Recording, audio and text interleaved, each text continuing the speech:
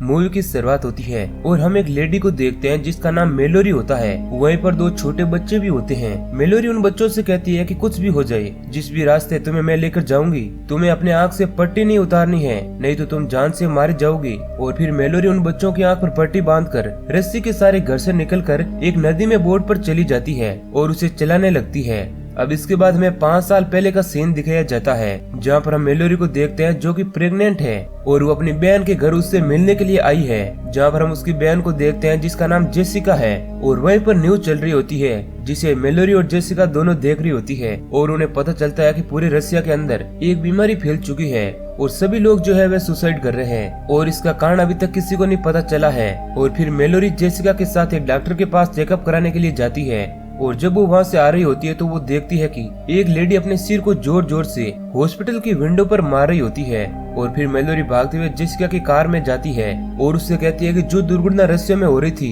वे अब यहाँ पर भी शुरू हो गई है। और फिर वे दोनों कार लेकर सिटी के अंदर जाते हैं और देखते हैं कि हर तरफ अफरा तफरी मची हुई है और सभी लोग अपने आप को मार रहे हैं। और तभी जेसिका को अपनी आंखों में कुछ फील होता है और वो गाड़ी को अचानक से मोड़ देती है, जिस कारण उनका एक्सीडेंट हो जाता है।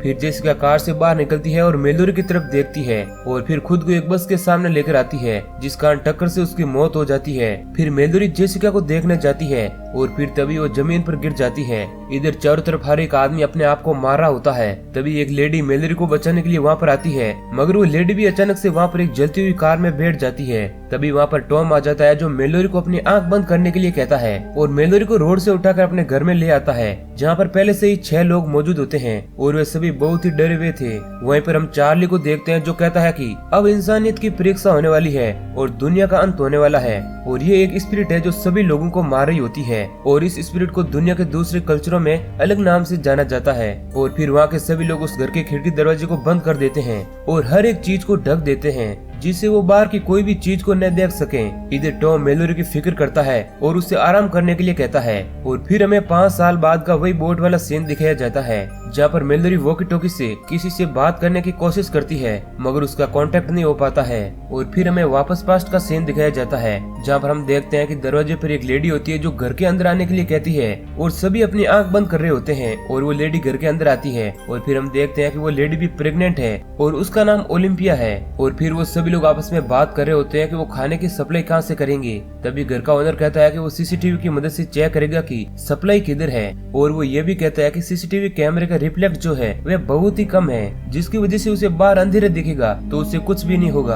और फिर इसके बाद घर का ओनर बंधा हुआ होता है ताकि वो परछाई उसे दिखे तो वो खुद की जान न ले सके। और इसके बाद सभी लोग बाहर चले जाते हैं। इधर वो ओनर कैमरे को बहुत ही घूर के देख रहा होता है और तभी उसे वीडियो के अंदर एक परछाई नजर आती है और फिर नीचे खड़े लोगों को कुछ आवाजें आने लगती है। और फिर जब सभी ऊपर जाते हैं तो देखते हैं कि उस ओनर ने अपना सर टेबल पर मार मार कर खुद की जान दे दी है। अब इसके बाद सभी लोग आंख बंद करके उस सीसीटीवी कैमरे को तोड़ देते हैं। अब इसके बाद हमें 5 साल बाद का वही बोट वाला सीन दिखाया जाता है, जहाँ पर मेलोरी को एक आदमी की आवाज आने लगती है मगर वो आदमी दिन के उजाले में देख रहा होता है और उसे कुछ भी नहीं होता। वो आदमी मेलोरी को अपनी आंख से पट्टी हटाने के लिए कहता है और कहता है कि पूरी दुनिया को उसे देखना चाहिए, वो अद्भुत है। और फिर वो आदमी मेलोरी की आंख से पट्टी हटा रहा होता है। तभी मेलोरी एक बड़े खंजर से उसे जान से मार देती है। अब इसके बाद हम पास्ट में आते हैं, जहाँ पर चार्ली, टॉम, जेसिका और डगलस डिसाइड करते हैं कि वो सुपरमार्केट जाकर खाने के सामान को लेकर आएंगे। और चार्ली के पास सुपरमार्केट की चाबी है क्योंकि वो उस मार्केट में काम करता था। अब इसके बाद वो सभी कार को अच्छे से पेंट करते हैं और उस पर न्यूज़पेपर लगाते हैं जिससे उन्हें बाहर की कोई भी चीज ना दिख सके।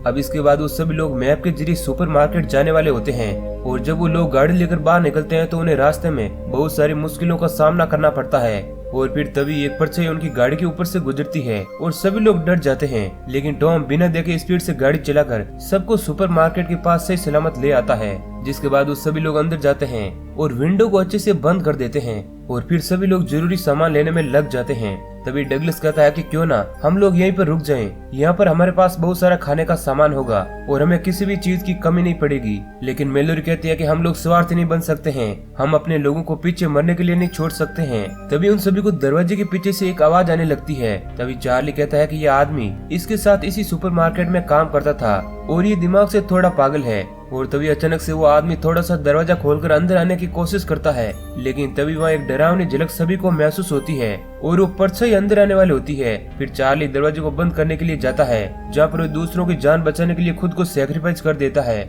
और किसी तरह उस दरवाजे को बंद करता है। और अब चार्ली का बहुत सारा खून बह जाता है, जिस कारण उसकी मौत हो जाती है। अब इसके बाद सभी लोग कार से वापस घर आते हैं। फ्लेक्स और लूसी कार को लेकर वहाँ से भाग जाते हैं और जब ये बात बाकी सभी जनों को पता चलती है तो वे सभी टेंशन में आ जाते हैं।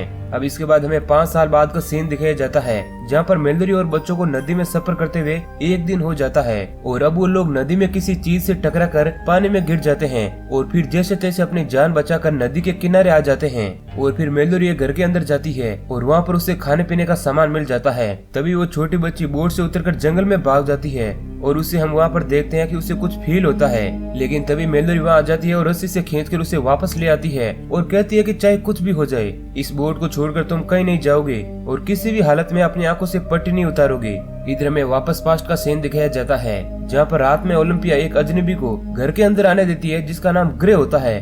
ग्रे कहता है कि उसे कुछ आदमी ने पकड़ा था और उन आदमियों की आंखों पर पट्टी भी नहीं बंधी हुई थी और वो सभी मानसिक रूप से बीमार थे, इसलिए उन्हें दिन की रोशनी में भी कुछ नहीं हो रहा था। लेकिन तभी डगलस उसे बाहर निकालने की कोशिश करता है और कहता है कि ये आदमी हमारे लिए एक अजनबी है और वो किसी भी अजनबी को अंदर नहीं आने देगा और वो उस पर बंदूक तान देता है। लेकिन तभी पीछे से एक बूढ़ी औरत आकर डगलस को मारती है, जिस कारण वह बेहोश हो जाता है और फिर टॉम डगलस को गैराज के अंदर बंद कर देता है।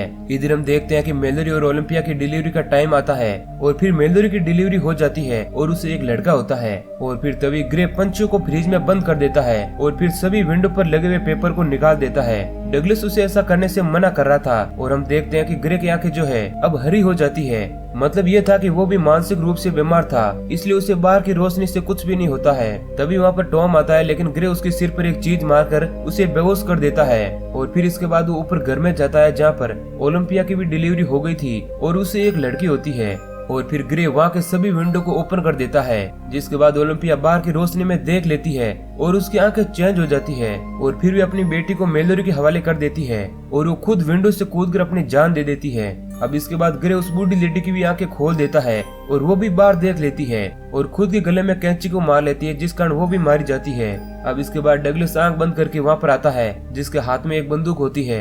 अब यहाँ पर ग्रे डगलस को लेकर सीढ़ियों से नीचे गिर जाता है, जहाँ पर मौका पाते ही ग्रे डगलस के सीने में कैंची डाल देता है, जिस कारण डगलस की भी वहीं पर मौत हो जाती है। इधर टॉम होश में आ जाता है और वो ग्रे से बंदूक लेने की कोशिश करता है और इधर हम मेलोरी को देखते हैं, जिसे एक गन शॉट की आवाज आती है और फिर इसके बाद टॉम मेलोरी के पास आता है और कहता है कि उसने ग्रे को खत्म कर दिया है, अब सब कुछ ठीक है। और फिर हम 5 साल बाद का सीन देखते हैं, जहाँ पर मेलोरी टॉम और 2 बच्चों के साथ हंसी खुशी अपनी जिंदगी जी रही है।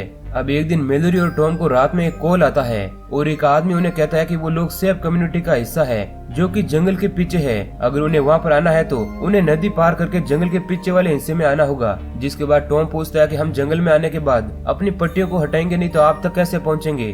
तब वो आदमी कहता है कि तुम्हें अपने साथ पंछियों को लेकर आना है और उनकी मदद से तुम हम तक पहुँच जाओगे।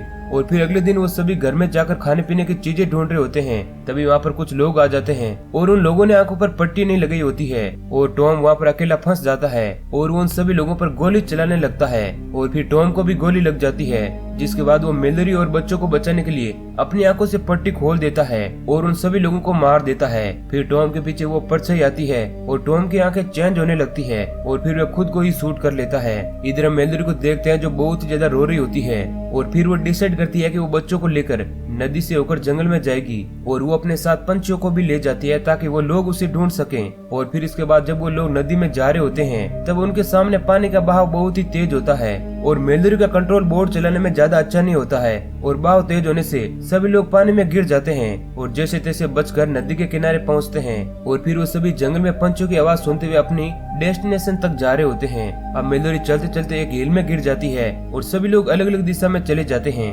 अब मेलोरी वापस उठकर बच्चों को ढूंढने लगती है, जहाँ पर मेलोरी एक एक करके दोनों बच्चों को ढूंढ लेती है। इसके बाद पंछियों की आवाज का पीछा करते करते मेलोरी एक घर के पास आ जाती है और वहाँ के लोग मेलोरी और उन बच्चों को घर के अंदर ले लेते हैं और उनकी आंखें चेक करते हैं।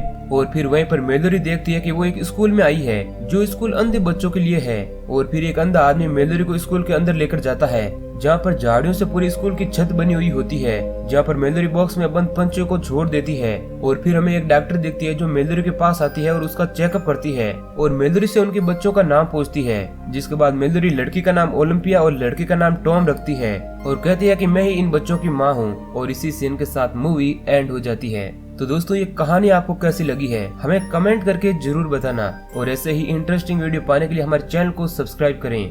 धन्यवाद।